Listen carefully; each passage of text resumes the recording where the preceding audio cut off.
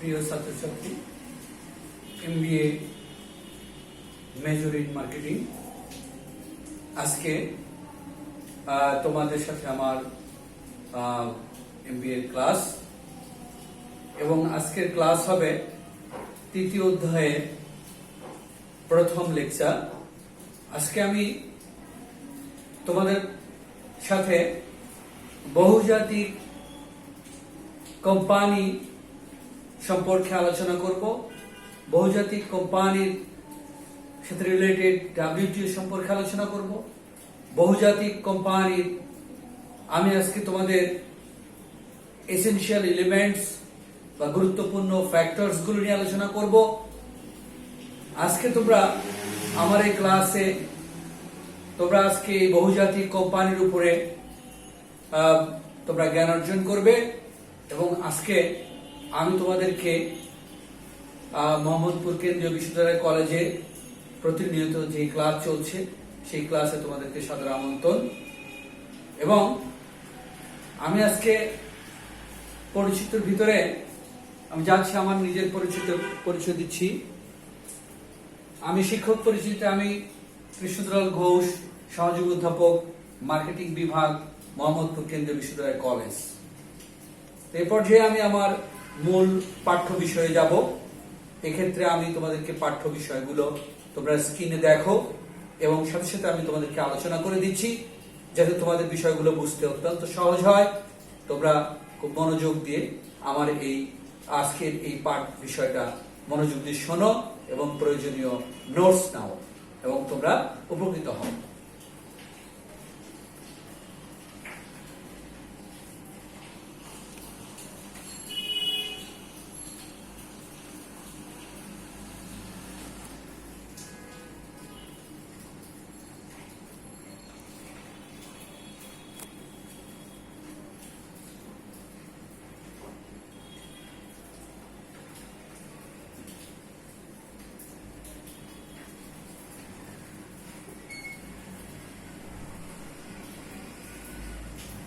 আজকে আমরা দেখি কি কি বিষয় আমরা এই ক্লাসে আজকে আলোচনা করব, সে বিষয়গুলো আমি তোমাদেরকে দেখাচ্ছি। আলোচ্য বিষয় সমূহ তোমরা স্ক্রিনে দেখছো। প্রথমে হচ্ছে multinational marketing reason and market groups. 2 নম্বর হচ্ছে the reasons for economic union or essential factors for successful multinational market groups. 3 নম্বর হচ্ছে ওয়ার্ল্ড ট্রেড অর্গানাইজেশন, অর্থাৎ আমরা ওয়ার্ল্ড ট্রেড অর্গানাইজেশন সম্পর্কে বিষয়টা আমরা জানবো আজকে। ওয়ার্ল্ড ট্রেড অর্গানাইজেশন, তো আমরা আজকে পরবর্তী প্রথম যে স্টেপটা multinational marketing reason and market group সম্পর্কে প্রথমে আলোচনা করছি। তো multinational marketing reasons and market groups এ বিষয়টা আলোচনার প্রেক্ষাপটে আমরা প্রথমেই আসি যে বিশ্বব্যাপী মুক্ত বাজারে প্রবেশের মাধ্যমে সারা বিশ্বের দেশসমূহ বিভিন্ন অর্থনৈতিক সহযোগিতামূলক চুক্তি করেছে। বিশ্বের জাতিসমূহের পারস্পরিক অর্থনৈতিক উন্নয়নের কর্ণধার হচ্ছে জাতিসংঘ, ইউনাইটেড নেশনস, যেগুলো 192টি সদস্য দেশের সমন্বয়ে গঠিত হয়েছিল। পাশাপাশি বিশ্বের জাতিসমূহের ব্যবসা বাণিজ্যকে আরো দক্ষ করে তোলার জন্য নিবেদিত প্রতিষ্ঠান হচ্ছে বিশ্ব বাণিজ্য সংস্থা, যা 1995 সালে গড়ে ওঠে 153টি সদস্য দেশ নিয়ে। তো মূলত ডাব্লিউটিও এই সংস্থাটি গড়ে ওঠার পরে মাল্টিন্যাশনাল মার্কেটিং বা মার্কেট গ্রুপ ব্যাপকভাবে তৎপর হয়, কারণ সবাই দেখা যাচ্ছে যে কোনো রিজন কোনো বিশেষ পণ্যে বা পণ্য উৎপাদনে বা প্রাকৃতিক সম্পদে সমৃদ্ধ। অন্য দেশগুলো সেরকম ভাবে সমৃদ্ধ নাও হতে পারে, কিন্তু অন্য দেশগুলো দেখা যাচ্ছে আর অন্য বিষয়ের ক্ষেত্রে পারদর্শিতা অর্জন করেছে। এই যে একটি সমন্বয়ের জন্য কি হয়, ব্যবসা বাণিজ্যের সমন্বয়ের জন্যই মূলত মাল্টিন্যাশনাল মার্কেটিং রিজন কনসেপ্টটা গ্রোথ করে। আর এটা পরিপূর্ণতা লাভ করে যখন WTO 1995 সালে WTO গঠিত হয়, তখনই এটার পূর্ণাঙ্গতা লাভ করে এবং এর কনসেপ্টটা পূর্ণাঙ্গতা পায়। এবং এর উপর ভিত্তি করে বাণিজ্যের ক্ষেত্রে এই ইন্টারন্যাশনাল ট্রেড এটাকে পরিচালনা করার জন্য সুনির্দিষ্ট গাইডলাইন আসে এবং WTO সেই সকল গাইডলাইনগুলো পরিচালনা করে এবং তাদের মতামতের ভিত্তিতে বিশ্ব বাণিজ্য পরিচালিত হতে থাকে। তো আমরা এর উপর ভিত্তি করে বিভিন্ন মার্কেটিং রিজন এখানে আমাদের গড়ে উঠেছে। সেই ক্ষেত্রে আমি বলবো যে কি কি মার্কেট গ্রুপগুলো, আমরা যদি তার একটি উদাহরণ দেখি। একটি হচ্ছে ইউরোপিয়ান ইউনিয়ন। আমরা জানি যে ইউরোপিয়ান দেশভুক্ত যে সকল আছে যারা, সেই সকল ইউরোপিয়ান ইউনিয়নের অর্থাৎ ইউরোপিয়ান কান্ট্রিগুলো যারা আছে তারা ইউরোপিয়ান ইউনিয়নের সদস্য সবাই, এবং তারা একত্রে কি করছে, তারা একত্রে তাদের পুরো ইউরোপিয়ান দেশগুলো একত্রিত হয়ে তাদের প্রত্যেকটা ক্ষেত্রে একসাথে উন্নয়নের জন্য বা সবাই যেন বাণিজ্য সুবিধা পায়, অর্থাৎ তাদের নিজেদের দেশগুলোর ভিতরে বাণিজ্যগুলো সংগঠিত করা এবং কমার্শিয়াল বিষয়গুলোকে সে লভ্যাংশগুলো যেন তাদের দেশগুলো পায়, এর জন্য তারা কি করে, ইউরোপিয়ান ইউনিয়ন গড়ে তোলে। এবং ইউরোপিয়ান ইউনিয়ন সর্ববৃহৎ একটি মাল্টিন্যাশনাল মার্কেটিং রিজন অর্থাৎ মার্কেট গ্রুপ যেটা আমরা বলতে পারি। এরা কি করে, নিজেদের ভিতরে নিজেদের সদস্য দেশগুলো বিভিন্ন বিষয়ে বিভিন্ন যারা যে বিষয়ে দক্ষ সে বিষয়গুলো উৎপাদন করছে এবং অন্যান্য সদস্য দেশগুলোর কাছে সেগুলো বিক্রয় করছে এবং একটি নির্দিষ্ট লভ্যাংশে তারা বিক্রি করছে এবং সব সদস্য দেশগুলোর ইন্টারেস্ট তারা দেখেই বাণিজ্য পরিচালনা করছে। একসাথে থাকার প্রক্রিয়া হচ্ছে যে তাদের শক্তি সামর্থ্য বৃদ্ধি পায়, সারা পৃথিবীর অন্য দেশের সাথে তারা প্রতিযোগিতা করে নিজেদের ভিতরে ব্যবসা বাণিজ্য গড়ে তোলে এবং তাদের একটা শক্তি সামর্থ্য প্রদর্শন করতে পারে। একত্রে অনেকগুলো দেশ যখন থাকে তখন তাদের আলাদা শক্তি দেখা যায়। তো আরেকটি মাল্টিন্যাশনাল মার্কেট গ্রুপ হচ্ছে north American free trade agreement. এখানেও আমরা দেখেছি কয়েকটি দেশ মিলে, নর্থ আমেরিকান দেশ মিলে তারা এই ফ্রি ট্রেড এগ্রিমেন্ট করে এবং তারা দেখা যাচ্ছে যে সকল দেশ এখানে উন্নত আছে তারা অনুন্নত দেশগুলোকে কিছু ছাড় দিয়ে তাদের ব্যবসা বাণিজ্যে উন্নত করছে এবং সহযোগিতা করছে এবং একে অপরের ব্যবসা বাণিজ্যের ক্ষেত্রে তারা সহযোগিতামূলক আচরণ করছে এবং প্রতিযোগিতা কমিয়ে নিজেদের ভালোর জন্য, নিজেদের সদস্য দেশগুলোর ভালোর জন্য এবং তার সুযোগ সুবিধার জন্য এরা ফ্রি ট্রেড এগ্রিমেন্ট পরিচালনা করছে। তারপরে এখানে আমরা বলতে পারি ল্যাটিন আমেরিকান ইন্টিগ্রেটেড অ্যাসোসিয়েশন, এটাও একটা বিশ্ব multinational marketing reason.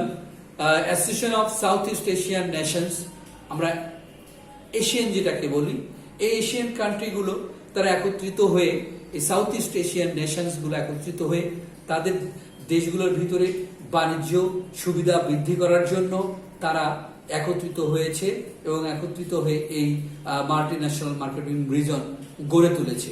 Asia Pacific economic cooperation, এটাও অ্যাপেকও একটি বৃহৎ মাল্টিন্যাশনাল মার্কেটিং রিজন, যেখানে মূলত বড় বড় এবং দেশগুলো, বৃহৎ দেশগুলো জড়িত এবং এখানে এই দেশগুলোর ব্যাপক অর্থাৎ মিলিয়ন ট্রিলিয়ন আকারের বাণিজ্য এই অ্যাপেক্সে ঘটে থাকে এবং পৃথিবীর বৃহৎ বৃহৎ দেশগুলো এই ইকোনমিক কোঅপারেশন এর সদস্য।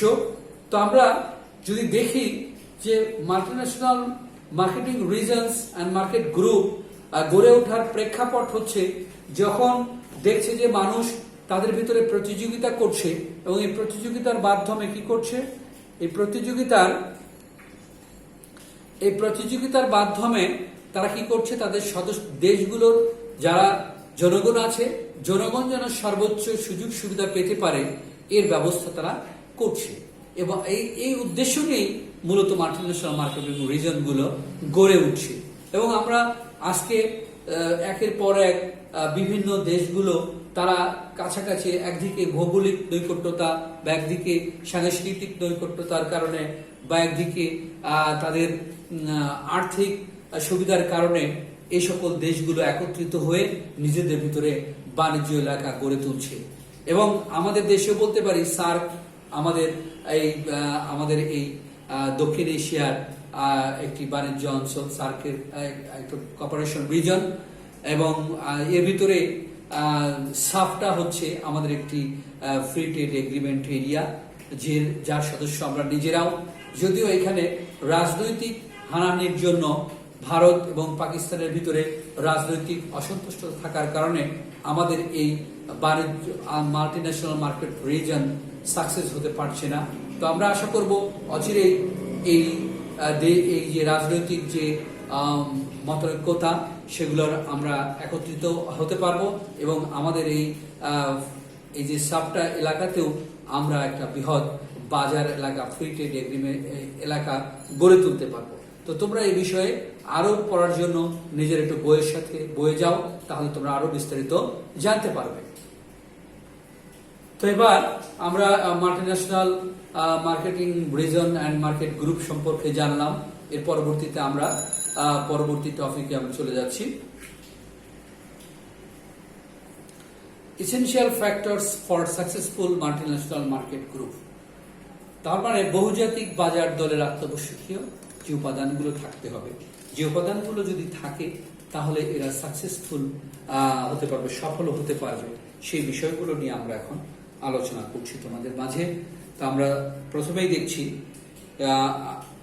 বিষয়গুলো হচ্ছে সফল অর্থনৈতিক ঐক্য বা মিলন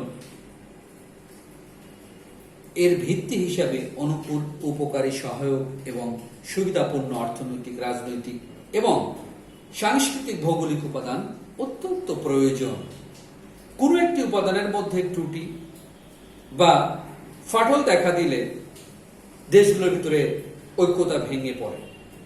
অর্থনৈতিক ঐক্য বা মিলন ছাড়া বিশ্বের মানুষ কখনোই অর্থনৈতিক মুক্তি পেতে পারেন না। তাই বিভিন্ন দেশের মধ্যে অর্থনৈতিক ঐক্য গড়ে তোলার জন্য কি হচ্ছে, মাল্টিন্যাশনাল মার্কেট গ্রুপ গড়ে উঠছে। আর এই মাল্টিন্যাশনাল মার্কেট গ্রুপ গড়ে ওঠার জন্য প্রথম যেই এসেনশিয়াল ফ্যাক্টরস আমাদের বিবেচনা করতে হবে সেটা হচ্ছে অর্থনৈতিক উপাদান। তো আমরা বলছি যে বহুজাতিক বাজার গোষ্ঠী গঠনের একটি অন্যতম প্রধান শর্ত হলো সদস্য দেশগুলোর ভিতরে অর্থনৈতিক দিক থেকে সামঞ্জস্য অবস্থা বিরাজমান হতে হবে। অর্থাৎ অর্থনৈতিক ক্ষেত্রে মোটামুটি ভাবে সবার ভিতর সবার সাথেই যেন একটা সামঞ্জস্য বিধান করা যায়। একজন অনেক ধনী আর একজন দেখা যাচ্ছে অনেক গরিব, এদের ভিতরে এই মাল্টিন্যাশনাল মার্কেট গ্রুপ কখনোই গড়ে উঠতে পারে না। এর জন্য অর্থনৈতিক উপাদান যদি অর্থনৈতিক দিক দিয়ে বিবেচনা করি, সাকসেসফুল মাল্টিন্যাশনাল মার্কেট গ্রুপ গড়ে তুলতে হয়, তাহলে দেখতে হবে যে সকল দেশের ভিতরে অর্থনৈতিক ঐক্যতা আছে বা সামঞ্জস্যতা আছে, একটা দেশের সাথে একটা দেশের অর্থনৈতিক ফ্যাক্টরস গুলো বা অর্থনৈতিক যে উপাদানগুলো আছে বা অর্থনৈতিকভাবে সবাই যদি প্রায় সম ক্যাটাগরি হয়, তাহলে সেক্ষেত্রে মাল্টিন্যাশনাল মার্কেট গ্রুপগুলো সাকসেসফুল হয়। আমরা যদি দেখি যে ইউরোপিয়ান ইউনিয়নে ওই সমস্ত দেশগুলোকে অন্তর্ভুক্ত করেছে যেগুলোর সব দেশই একই ধরনের কৃষি ও শিল্প প্রতিষ্ঠান বিরাজমান, একই রকমের প্রাকৃতিক সম্পদে পরিপূর্ণ এবং একই ধরনের আর্থিক সচ্ছলতা সম্পন্ন। তাহলে বহুজাতিক বাজার গোষ্ঠীর সদস্যভুক্ত দেশগুলো যদি পরিপূরক পণ্য উৎপাদন করে, তাহলে সদস্যভুক্ত দেশগুলোর মধ্যে পারস্পরিক দ্বন্দ্ব দেখা দিতে পারে। যেমন আমরা একটা উদাহরণ দিতে পারি, ইউরোপিয়ান ফ্রি ট্রেড এগ্রিমেন্টের অন্তর্ভুক্ত দেশগুলো, পর্তুগাল কৃষি পণ্য উৎপাদন করে এবং সুইডেনও শিল্প পণ্য উৎপাদন করে একে অপরের চাহিদা পূরণ করে। অধিকাংশ ইউরোপিয়ান কমিউনিটির সকল সদস্য দেশগুলো বিভিন্ন ধরনের কৃষি পণ্য উৎপাদন করে। তাছাড়াও এর অন্তর্ভুক্ত সদস্য দেশগুলো শিল্প ও প্রাকৃতিক সম্পদে সমৃদ্ধ। তারপরেও এই জাতীয় কৃষি পণ্য উৎপাদন করার ফলে সদস্য দেশগুলোর ভিতরে কি হয়, প্রায় দ্বন্দ্বের সৃষ্টি হতে দেখা যায়। আর এর কারণেই আমাদেরকে কি করতে হবে, দেখতে হবে অর্থনৈতিক বিষয়ের ভিতরে যেন সামঞ্জস্যতা থাকে, তাহলে কোন দ্বন্দ্বের সৃষ্টির সম্ভাবনা থাকবে না। এরপরে হচ্ছে আমরা যে বিষয়টা দেখব, ভৌগোলিক এবং সময়গত নৈকট্য। ভৌগোলিক অর্থাৎ ভৌগোলিক এবং সময়গত নৈকট্য এই মাল্টিন্যাশনাল মার্কেট গ্রুপ গড়ে ওঠার ক্ষেত্রে একটি গুরুত্বপূর্ণ উপাদান। কিভাবে? ভৌগোলিক ও সময়গত নৈকট্য বহুজাতিক বাজার গোষ্ঠীর জন্য একটি প্রয়োজনীয় উপাদান। তবে এটা না থাকলে বহুজাতিক বাজার গোষ্ঠী যে বিফলে যাবে তা নয়।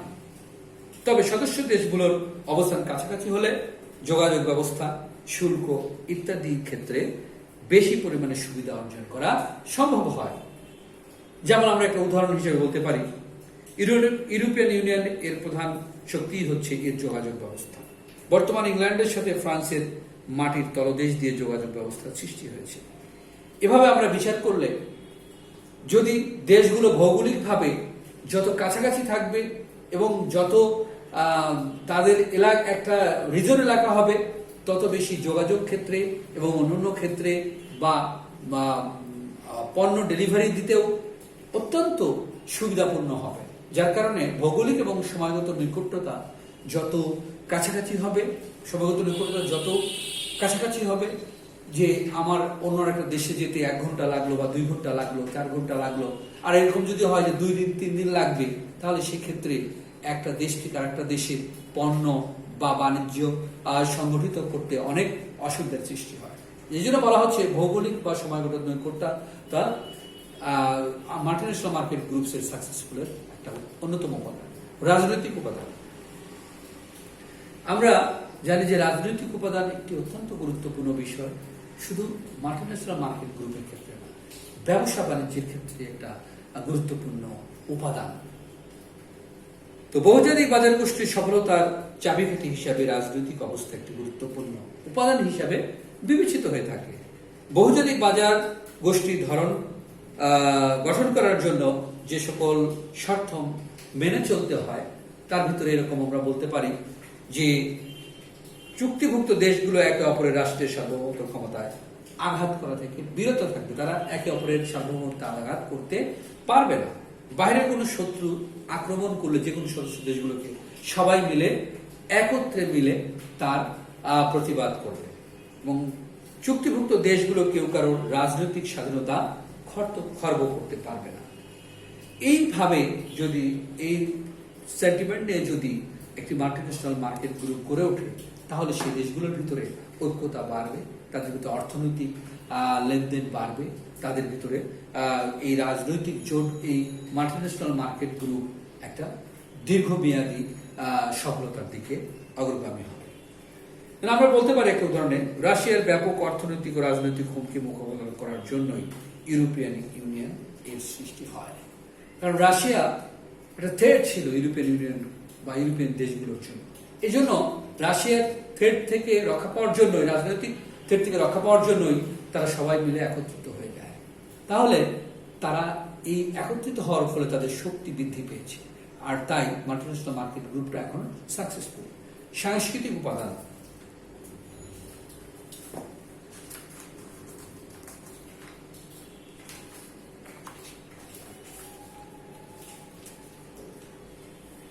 বহুজাতিক বাজার গোষ্ঠীর সদস্যভুক্ত দেশগুলোর সাংস্কৃতিক আচরণ, আশা আকাঙ্ক্ষা, ধ্যান ধারণা, রুচি পছন্দ, মূল্যবোধ, বিশ্বাস ইত্যাদি যদি সমান পর্যায়ে হয়, তাহলে বহুজাতিক বাজার গোষ্ঠীর সফলতা অনস্বীকার্য।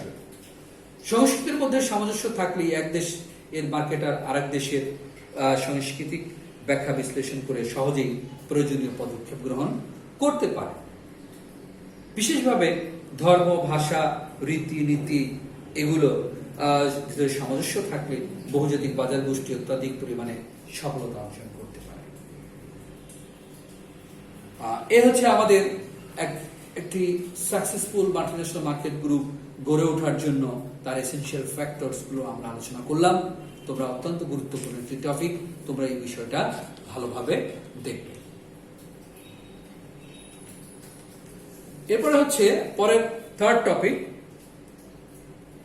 The world trade organisation. আমরা সবাই কম বেশি ওয়ার্ল্ড ট্রেড অর্গানাইজেশন সম্পর্কে জানি।